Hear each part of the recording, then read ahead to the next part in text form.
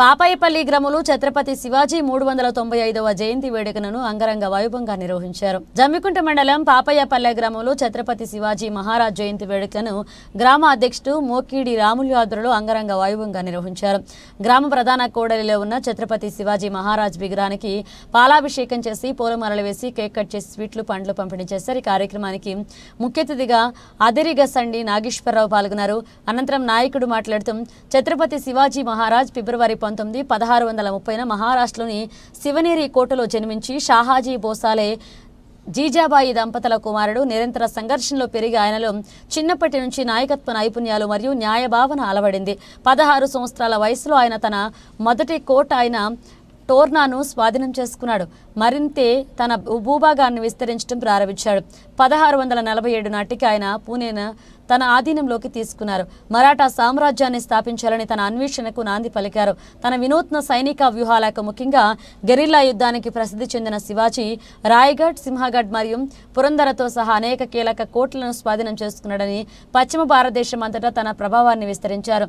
1674లో ఆయన రాయ్గఢ్ కోటలో ఛత్రపతిగా పట్టాభిషేకం చేయబడ్డాడు. తన అధికారాన్ని పటిష్టం చేసుకున్నాడు. తన పాలన అంతటా అతను మొఘల్ సామ్రాజ్యానికి వ్యతిరేకంగా అనేక యుద్ధాలు చేశాడు. వాటిలో సింహగఢ్ యుద్ధం మరియు అతని రాజ్యరక్షణ ఉన్నాయి. శివాజీ మహారాజ్ ఏప్రిల్ 3, 1680న అనారోగ్యం కారణంగా మరణించాడు. కానీ అతని వారసత్వం అతని వారసుల ద్వారా కొనసాగింది. విదేశీ శక్తులకు వ్యతిరేకంగా మరాఠాల ప్రతిఘటనను ప్రేరేపించింది. అతను ఒక దార్శనిక నాయకుడిగా, న్యాయమైన పాలకుడిగా మరియు ధైర్యం మరియు స్వాతంత్రానికి చిహ్నంగా గుర్తుంచుకుంటారని కేంద్ర రాష్ట్ర ప్రభుత్వాలు ఛత్రపతి శివాజీ మహారాజ్ జయంతి వర్ధంతి వేడుకలు అధికారికంగా నిర్వహించాలని కోరారు. ఈ కార్యక్రమంలో తాజా మాజీ సర్పంచ్ వజ్జపల్లి ఆగయ్య, ఉపాధ్యక్షుడు చంద్రమౌళి, కమిటీ సభ్యులు రాకేష్, సురేష్, నాగరాజు, బాబురావు, చంద్రం, ఆలయ చైర్మన్ గొండె శ్రీనివాస్, రాజుతో పాటుగా అరేకుల బంధువులు, గ్రామస్తులు పాల్గొన్నారు.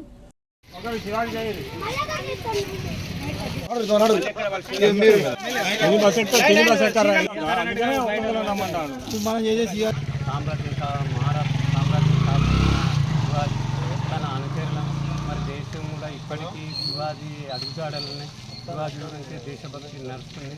మరి రాష్ట్ర ప్రభుత్వం కానీ కేంద్ర ప్రభుత్వం కానీ అధికారికంగా జయంతులు చేయాలని కూడా తన ఆశయాలు నెరవేర్చేందుకు రాజకీయ నాయకులు మరి బీజేపీ పుట్టింది కూడా శివాజీతోటే. మరి శివాజీ మహారాజ్ ధైర్యవంతుడు. చెడు జరిగినప్పుడు ఎదిరించిన ఆయన విద్యాభ్యాసంలోనే చెడు జరిగినప్పుడు ఎదిరించిన కత్తితో ఎదిరించిన నాయకుడు. మరి తన ఆశయాలు నెరవేర్చాలి. మరి మహారాష్ట్రలో జన్మించి తల్లి తనకు గురువు అయింది. ఆ గురువుతనాన్ని ఈయన బోధించి మన సామ్రాజ్యాన్ని స్థాపించిండు శివాజీ మహారాజు. ఇది కేంద్ర ప్రభుత్వం, రాష్ట్ర ప్రభుత్వం అధికారికంగా చేయాలని కోరుతున్నాం. గ్రామం పాపాయపల్లిలో ఛత్రపతి శివాజీ మహారాజు గారిది 395వ రోజు జయంతి వేడుకలకు ఇచ్చేసిన గ్రామ ప్రజలు మరియు వార్డు సభ్యులు, మాజీ వార్డు సభ్యులు మరియు సర్పంచ్ గారికి శుభాకాంక్షలు తెలియజేస్తున్నాము. ఈ కార్యక్రమాన్ని మన రాష్ట్రంలో అన్ని జిల్లాలలో, అన్ని మండల కేంద్రాల్లో, గ్రామ కేంద్రాల్లో పెద్ద ఎత్తున జరుపుకోవడం జరుగుతున్నది. ఛత్రపతి శివాజీ మహారాజుని ఇకనైనా కూడా సెంట్రల్ గవర్నమెంటు మనది సెంట్రల్ గవర్నమెంట్ దీన్ని గవర్నమెంటే నిర్వహించేటట్టు ఏర్పాటు చేయాలని గవర్నమెంట్కు ఆదేశిస్తున్నాము.